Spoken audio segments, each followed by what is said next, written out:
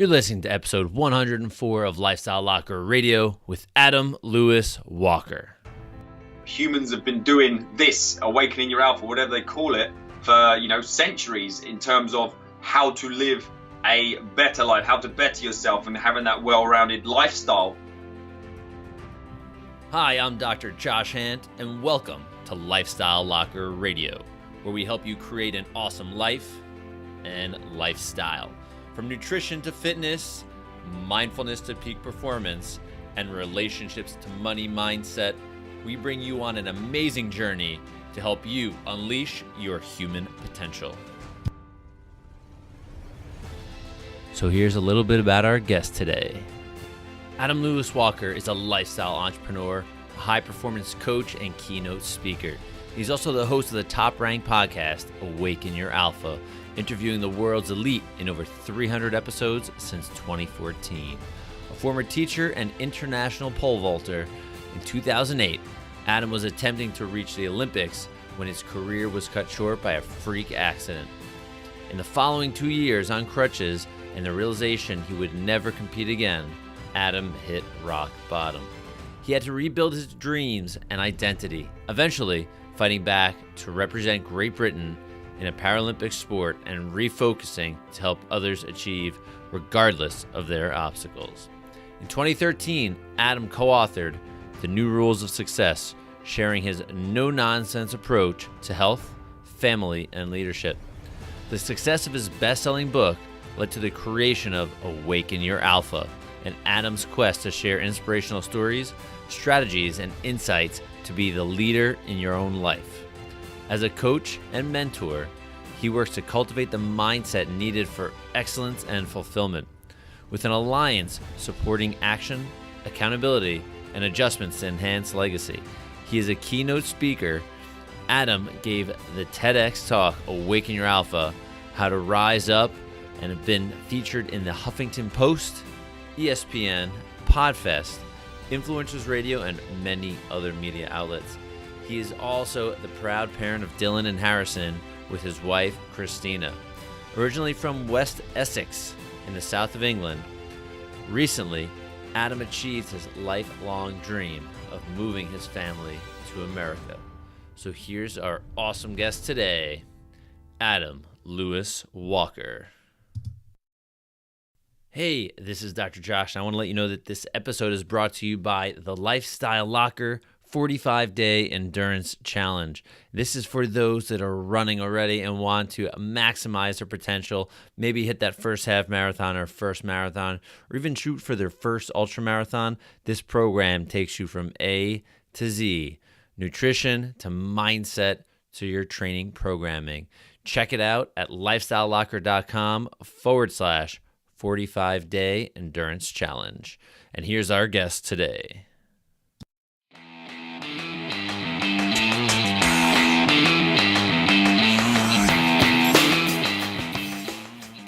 All right, everybody, in the locker room today, we've got Adam from Awaken Your Alpha, the author, the creator. This guy's been on TEDx and all over the place, as you heard in his bio. So, Adam, welcome, brother. Thanks for having me. I'm excited to be here. I'm loving the look of your office. Always like to be nosy, and I'm good and excited to add some value here. And if you're listening in, stay tuned. We're gonna do something here.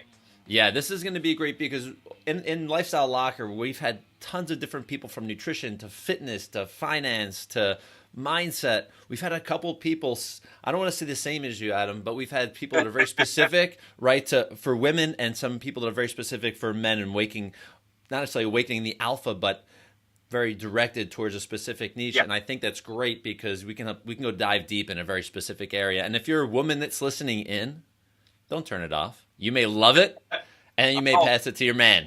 And wait till I describe or define the alpha and what is Awaken Your Alpha, because, hey, exactly. Maybe it might be more relevant to some of the women listening in than it is to the men, to be fair. Oh, totally. Agreed. So let's hear a little bit of your backstory, Awaken the Alpha. Like, where did this come from? But before we got that, I know you're an athlete, and I love athletes. Listen, I'm an athlete myself, so let's hear your backstory and what made you become and create this amazing program, product, everything, all the above.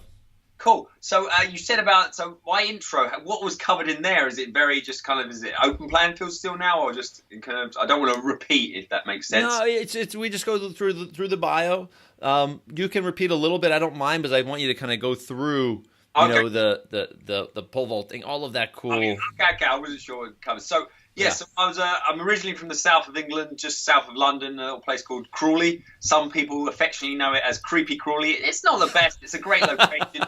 You know, great people. Anywhere that's got that nickname, you're like, yeah. But I'm happy to be popping back there next week as well. So yeah, from there originally, growing up, I was obsessed with the Olympics in any shape or form. The whole ideals behind it, mind, body, and will, and just wanted to, early on, just like staring at that, like wow. Wanted to get there.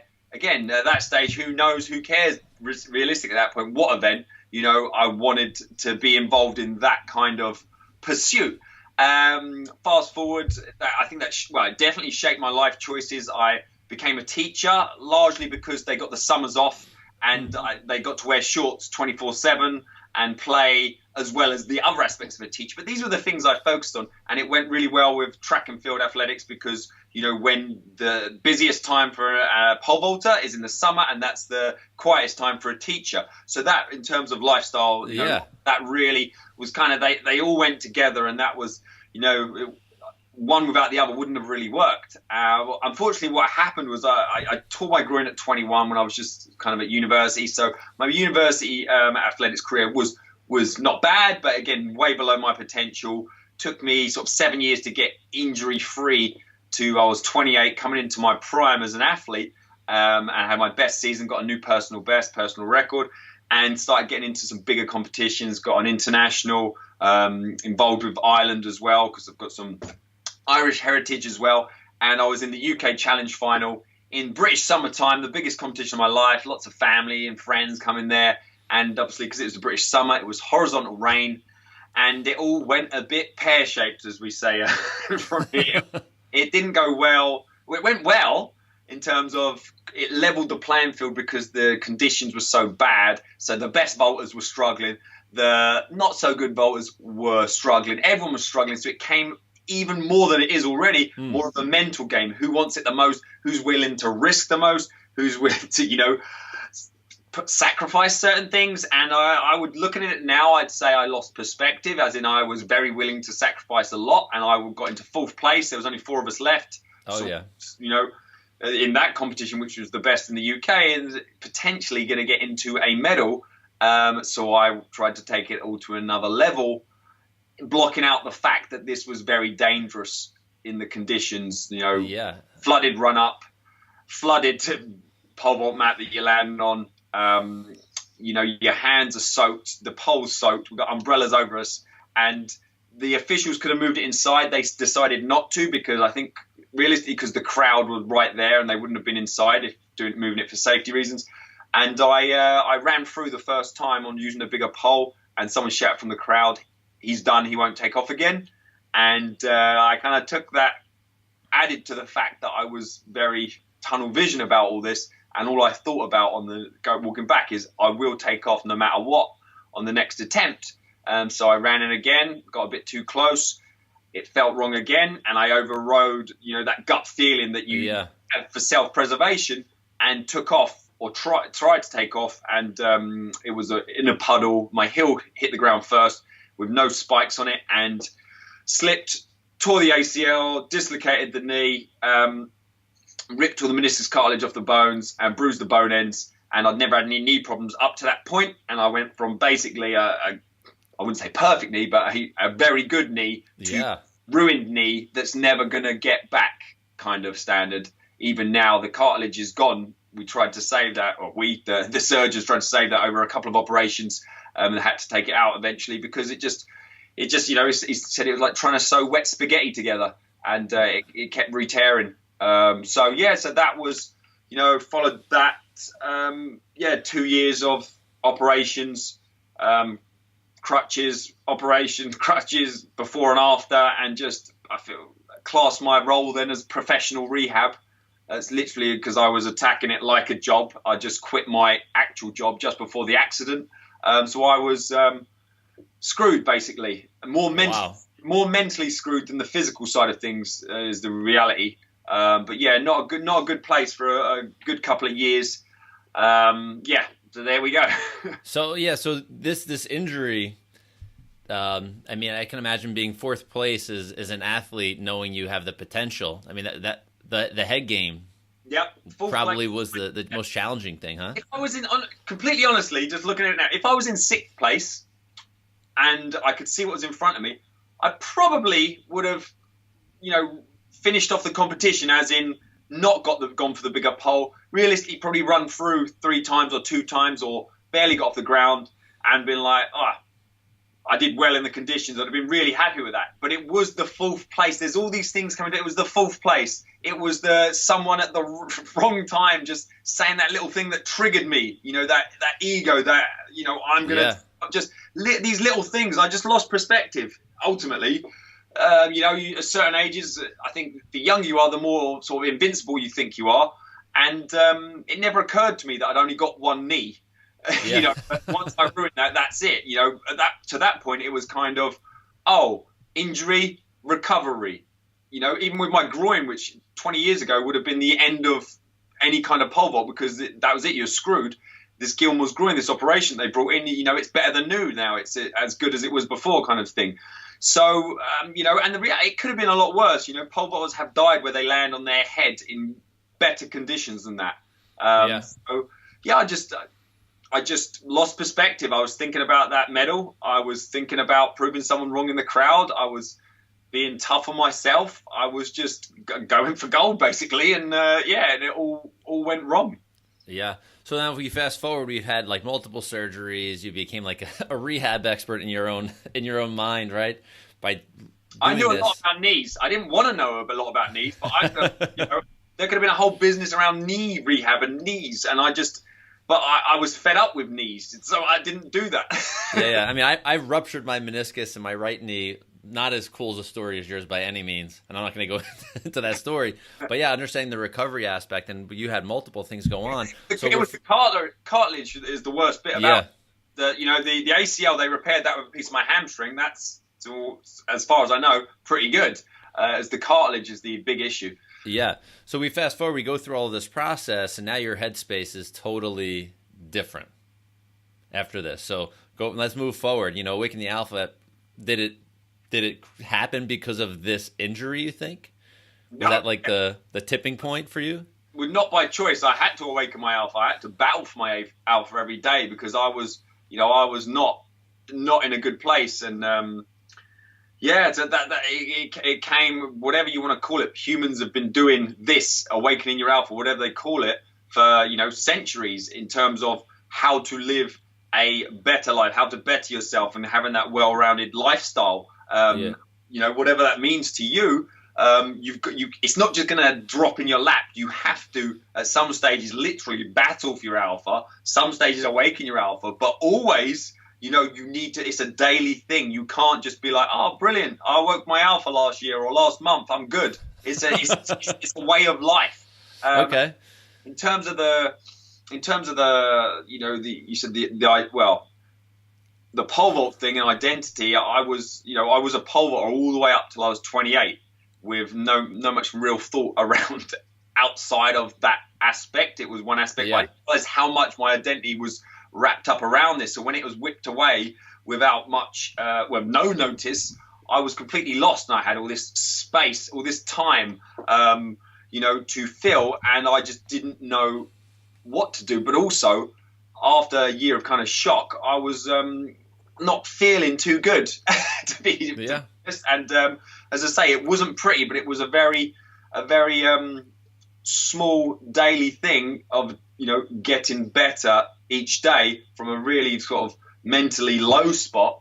But once I was in that direction, that momentum, I was feeling better each day. I still was not right for a long time, and I think if anyone listening in, you can come back from wherever you are as low as you've got. But the realistic thing, if you've been down there a long time, or it's taken you a long time to get down there, it will take longer. It's not just going to be like, oh, I'm happy today, So I think that takes the pressure off. All you've got to look to do is get better each day, but be proactive. Do these things that we're probably going to talk about when you really don't feel like doing them. It's, it's the fight of your life ultimately. If you want to get out of these things, then that's what you got to do, because the alternative is not good, obviously. Do you feel that, as I think as an athlete for yourself, you would have hit we call rock bottom, right? Yeah, like you 100%. Bottomed out. Yeah, and but until I hit bottomed out, I was just getting worse daily, and it was horrible. Once I bottomed out, and it was quite a clear point where I bottomed out, then after that I was feeling better. Not better overall, but better than yesterday. And that's all I needed at that point, because when you're getting worse and you don't know where rock bottom is until you hit it, you're just like, God, this must be rock bottom. And then you're getting like, oh my goodness, no, it wasn't. You just like, you want to get better so bad, or at least that's my perspective. But I just could not at that point. And it was, it's very frustrating. And I was very, very harsh on myself, and also in denial. Like, no one has since writing the book and that being out, close friends and former teammates of, I wanted to, get into the Great Britain sitting volleyball squad in the build up to the Paralympics. They didn't realize what was going on behind the scenes. And I never thought about that really, but it was only one of the GB, he went to the Paralympic, double Paralympian, has read the book and commented, I did not realize he'd worked out the timings. I would never have imagined that from you, which I think is interesting. A lot of people do, put on a mask, whether on purpose or not even, just trying almost for themselves. Because I had to, I was trying to be happy and trying to, do the action so then my mind would catch up. But it wasn't working at that time. But it did eventually. Yeah. And do you think for people to have that realization that they need to, and I will get into the definition of what you think that, or what you're going to tell me alpha means.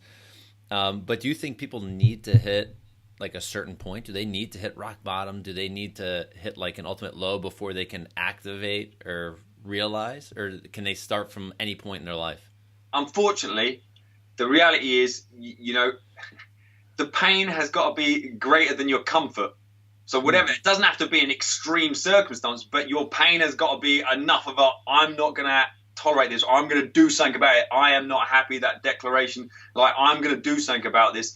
If things are just like, okay, I'm in the comfort zone, then a lot of times people, including me, need something like an ultimatum, a deadline, right? This is now or never, because there's never a perfect time. So now is always the perfect time.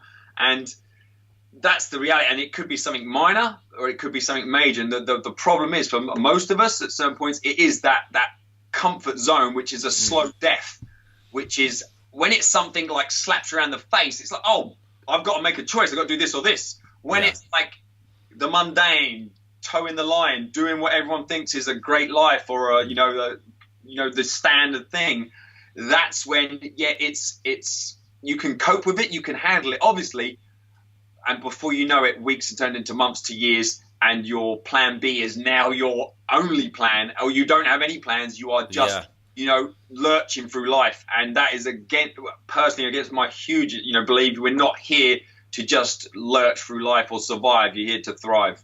Yeah, so it's not even the physical rock bottom; it's the mental rock bottom, which is where it's gonna, it's make it or break it at that point. Is what you're saying. Anything bad that happens, again, it's up to you to class whether it's bad or good, and so things aren't necessarily bad or good. It's just your interpretation of anything that is very challenging that you might have seen as, oh crap, I see now as this is fuel. This is okay, a kick up the arse. This is the pain and discomfort to take action. So when I'm working with people, something challenging is like to a certain extent good, because we're going to do something. You're not going to let this continue. You're going to do something about it. Whereas, as I said, if it's a scenario where everything's okay, that's a lot easier to stomach and not do anything about. It's when you and it can be this as it was for me, like this okay, but there comes a point where okay, 2 or 3 or 5 years of okay is not okay. It sucks. It's their own breaking point, and it's up to no one can tell you what is right or wrong. It's up to you to think, this is not what I want. This is not for me. This is not okay. Yeah, that's a very individual thing. Yeah, you got me just thinking about. I don't know if you've seen the movie Groundhog Day. Yeah. Right. So I'm thinking of like the comfort zone, kind of like that movie where it's just like the same things over and over and The first over. time he's like, this is all right. Even like the 10th, 20th, he's like messing around with it. By the time it comes to whatever attempt to Yeah. get, he's like ready to kill. Yeah, but I think that's kind of where I think, we all have to find that space. And for you, it was your knee exploding, and then I'm sure the mental portion right after. And I mean, people may have it in their relationships, may have it financially, may have it everywhere, right? Yeah, and adversity is coming for all of us. If you are not in it now or have not had some big adversity, it's coming. So I heavily recommend you mentally prepare, and not in like the doomsday scenario of thinking, oh, I'm worrying about it, as in strengthen your mind, be proactive, be positive, like do things so you're strengthened your character, so you're not like one dimensional, that if something like comes in and chops your legs off, you're not going to be screwed, because there's the rest of you is still there. These things are going to happen, and that is life. So it's, as it was for me, unfortunately, I was not mentally prepared.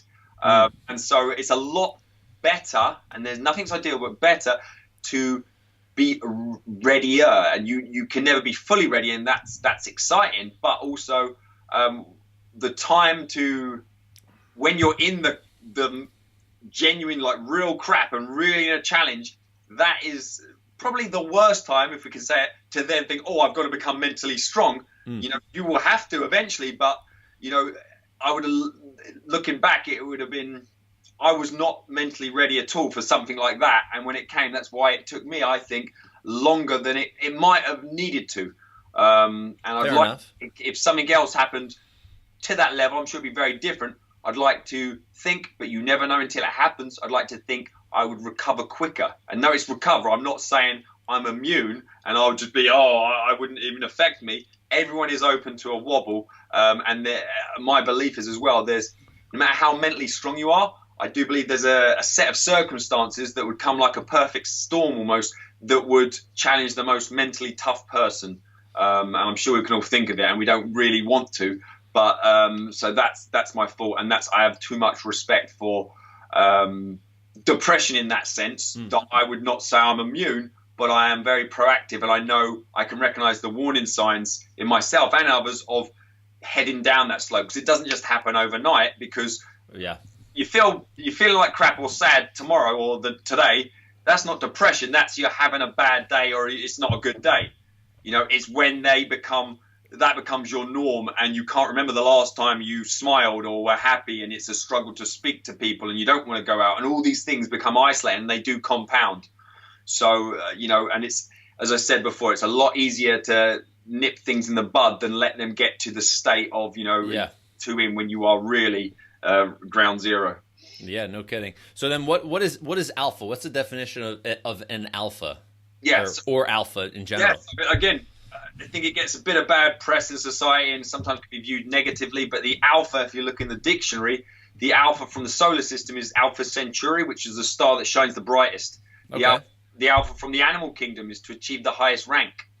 Okay? It actually gives a lot of times the alpha female of an elephant pack. So my interpretation for Awaken Your Alpha is to achieve the highest rank in areas of your core areas of your life that hold importance to you, like likely relationships, health, wealth, family, these sorts of things, and mental health especially, and in terms of shining as bright as you can with your time here on this planet, not to put others in your shadow, but to illuminate. That is what Awaken Your Alpha is to me, and it's coming from a position of abundance, not scarcity, not if I win they lose kind of attitude.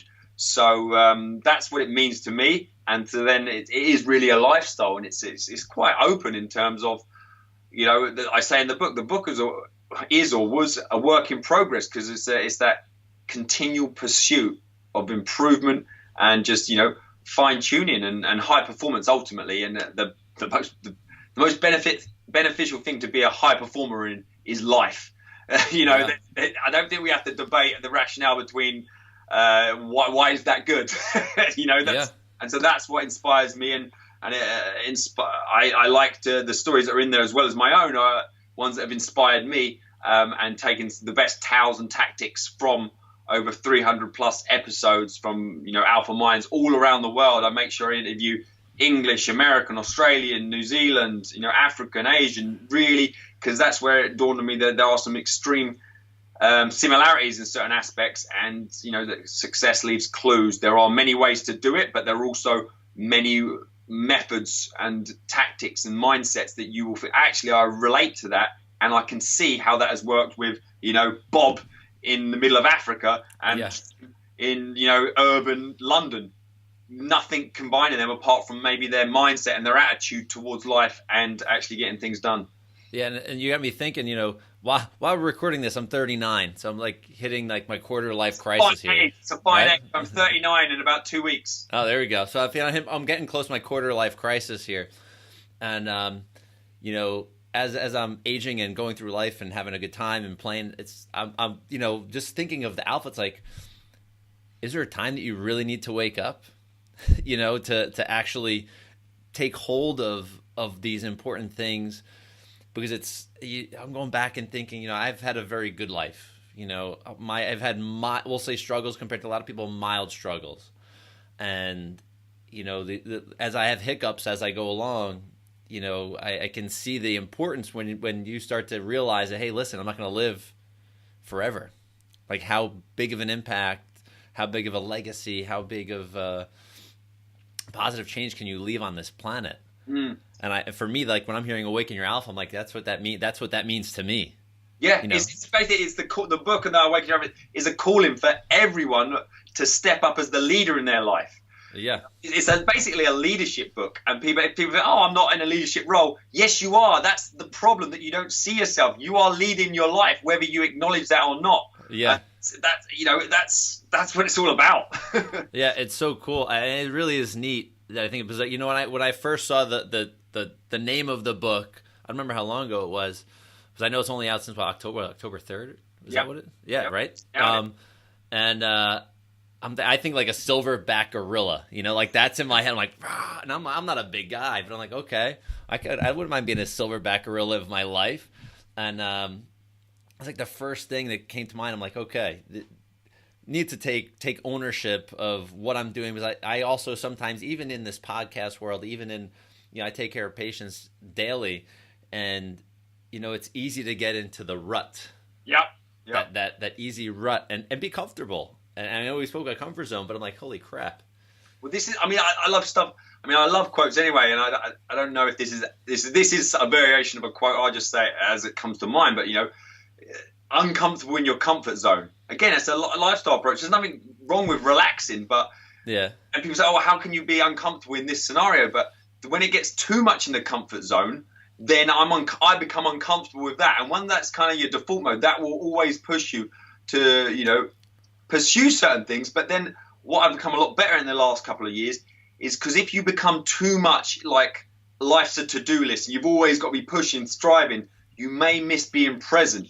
So the last 2 years especially, I've really become, by my standards, a lot more present, and I don't want to have my life as an endless to-do list of things to achieve. And like you said, what's important, and in terms of tactics or around that, one thing I found very useful in the last couple of years is simply asking, even if you're pushing yourself and you're always looking ahead to the things that are coming, ask yourself on a daily basis, what can I do today to make today great? Not what would I like to do, what can I do? Whether that's going for a walk, if you've had a very challenging day, but what can you do at this point to make today great? And then once you actually do that, and it's different for everyone, once you actually are doing them things and start making days great individually, before you know it, that is your life, and your life is great. And that's a really kind of a nice, simple stock take of that's how to have a great life. Like, just start answering that question. There's so questions in the book. And when you're saying about the silverback gorilla, very towards the end of the book, there's actually a chapter called the silverback moment in the book, about adventure, where I was charged by a 220 kilogram silverback gorilla called Charles in Rwanda. So I just that sprung to mind, but that's towards the end of the book, in terms of like, that's one of the stories that made it in, because I'm like, that's a good story. Yeah. There's some points around that. Yeah. I mean, as a chiropractor, there's a couple of quotes. I mean, you could steal if it makes sense to you, but chiropractic life, we talk about life being motion. I mean, down to the cellular level, right? Yeah. In my world, it's about spine, but we go really down to that cellular atomic level. And in human reality, you're doing one of two things. You're either going towards health, longevity, life, everything, that alpha state, if you will, or you're dying. There's no static zone. And all too often, people in health, and I imagine in your perspective through your book, are hovering a little this way or hovering a little this way, but they're never really getting too far unless they get too far down the wrong end, right? Then they're like, holy crap, I better get out of here. The book, I think one of the biggest mistakes people make is around that you cannot maintain, you cannot stand still. You are either growing or dying. You're either getting better or worse. You cannot, and that's the compound effect of the slight edge. Another book that I absolutely love is either working for you or against you in that hockey that hockey curve or stick curve. And it's them little daily actions, the thoughts, the micro decisions every day that are either getting you better over your lifespan or they're getting you worse. And you cannot. It's working for everyone, for or against, but it cannot. People like try this maintain. That's when people like maintain health, maintain this. You cannot maintain. Yeah, and you talk in the book also. You mentioned like momentum mindset. What does that mean? Yeah, that's huge. I mean, we've touched all the versions of that. It's basically action alleviates anxiety. If you're feeling stressed and overwhelmed, then you need to start with something. Literally this second while you're listening to this, at the very latest today. Don't do the tomorrow thing because you don't know if you're going to get tomorrow, and then tomorrow is always tomorrow. You're never going to get to it. So it's about doing little actions and not knowing all the pieces of the puzzle when you get started. But you don't need to know the end game, or sorry, all the steps between it. You might want to know the general direction. I talk about that in the book where you're heading, but you need to start that small daily action today. And that's when the momentum, and then it just really builds. And we can dig into that for as long or as little as you want. But something I hugely believe in as well, and I talk about it in the book as well. And it's something that's worked for me because I've had great momentum and I've lost momentum by taking it for granted. I think a lot of people take momentum for granted. When they get it, they think this is awesome. Like these options are here now, and you can do this as and when. But no, the momentum, by the name of it, if you stop. What got you to that point will stop, and then to restart, you cannot jump back in where you were. As we said, you can't stay still. For the podcast, the first year I did 3 to 4 episodes a week for over a year, and then I paused between season 1 and season 2 while I moved country. I think that seems reasonable, seems logical. Why? I lost a huge amount of momentum that we'll never get back. It's a completely different beast because of that in its timeline, but it is what it is, and it's the reality. But that was a good example for me of maybe taking momentum for granted in terms of if I'd have known the reality or thought about it, I probably would have had a good guess. But when you've got momentum, that's when you can take it for granted, and it's only when you've lost momentum you're like, oh. I'm sure from your work as well, when you deal with a lot of people who've lost momentum for years, and then trying to get them going in any shape or form is a huge task. It would be huge for any of us. So it's a lot easier to, and I'm not going to say the word maintain, but it's a lot easier to keep momentum going. Yeah, and it makes me think about another interview from another gentleman across the pond, who was I think what do they call him, like a Royal British Marine? Oh, awesome. Right? Yeah, and he talked about like as many wins as possible. He was a CrossFitter, an athlete, and he talked about as many, like called them AMWAPs.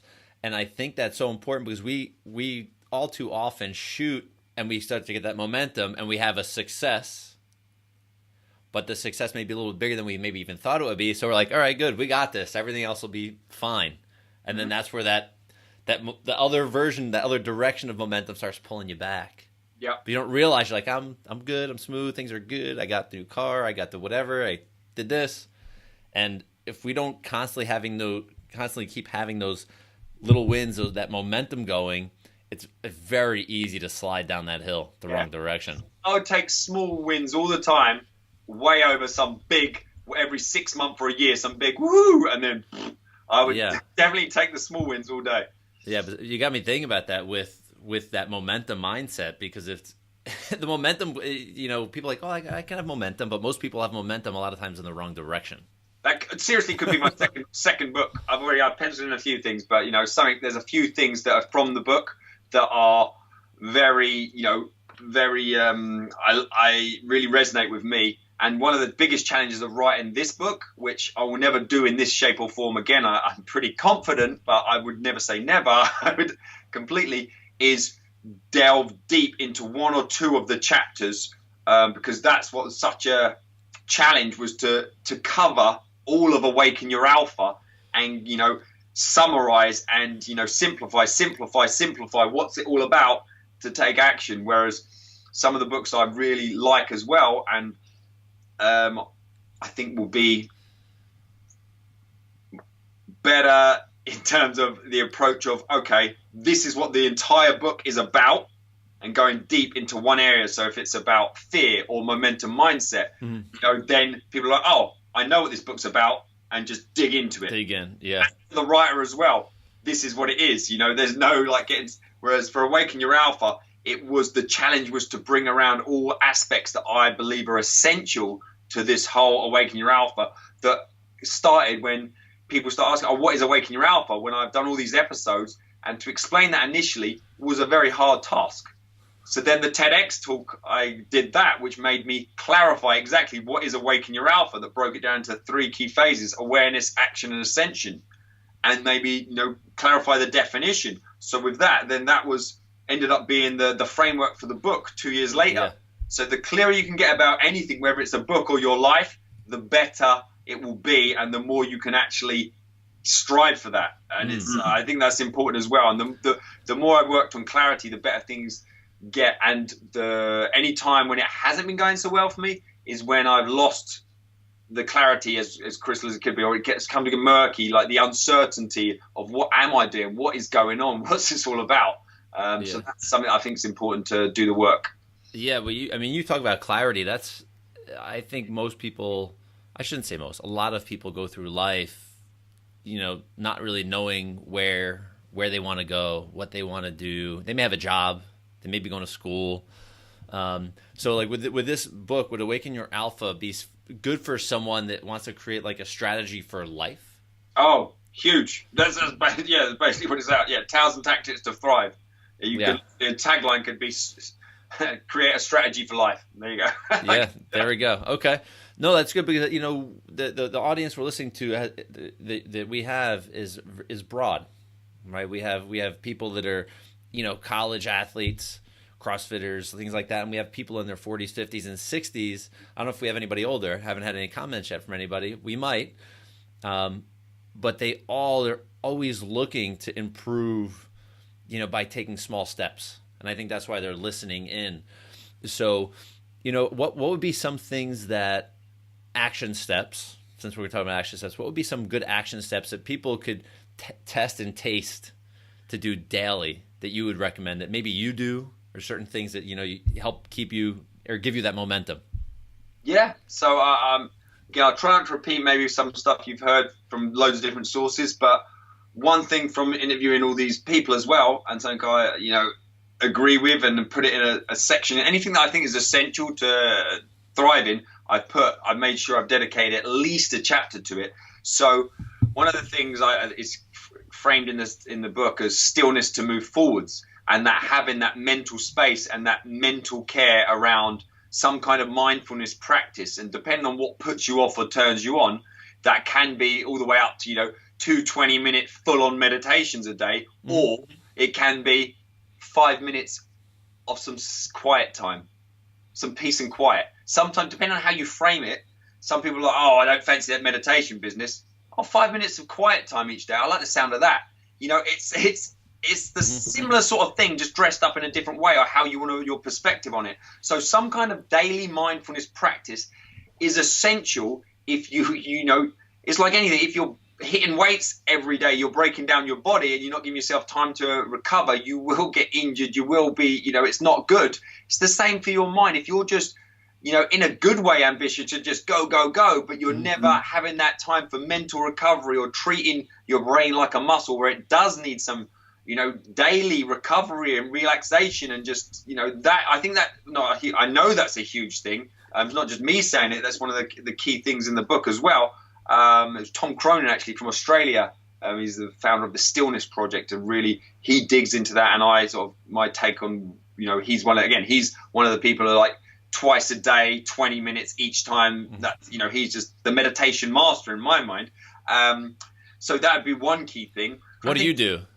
So again, in terms of I go to the gym or some kind of exercise every morning as my norm. Not every day, because, for example, yesterday I was going to go slightly later, and then this is going to lead into another point that's not in the book particularly. Then I got on my bike, and the weather is turning here, as I'm similar to you. It was sunny yesterday, so I got on my bike to ride to the gym, and I just Forrest Gumped it. I just kept going because the weather is awesome. It's going to be snowing. It's going to be snowing about 2 to 3 to 4 weeks, and that option's going to be a little bit more challenging. So I just kept going and went along the lake shore, just beautiful. That was my exercise today. And that was my mindset and meditation. I'd already done it that day as well, because I'll talk about that. But you can be doing these things when you're physically active. For me as well, based on my nature, I like move and breathe. I generally don't sit still. There is one aspect I do, but I like to. The gym is so close, I could quite easily jump on the bike like I did there, or jump in the car. But I do like to walk, even when it's freezing. I like to walk because there's a road I turn onto, and it literally is like a trigger for me. I turn onto this road, and it's just a long straight road with the gym's way at one end of it, and I call it my Zen den. It's like a Zen tunnel. Mm-hmm. And I remember turning onto the street, and it's a really long road. And then I barely can remember anything else. I turn out the other end. I just get into my, my sort of full breath breathing in through the nose, out through the mouth kind of scenario, in time with the steps. And I just zone out, and I absolutely love it. One thing I do is more daily reading as well. Every morning when I drop my boys off at school, I then park up. We live on the Great Lakes, park up literally on the beach. So all I can see, like panoramic from the side windows of the windscreen, is just lake.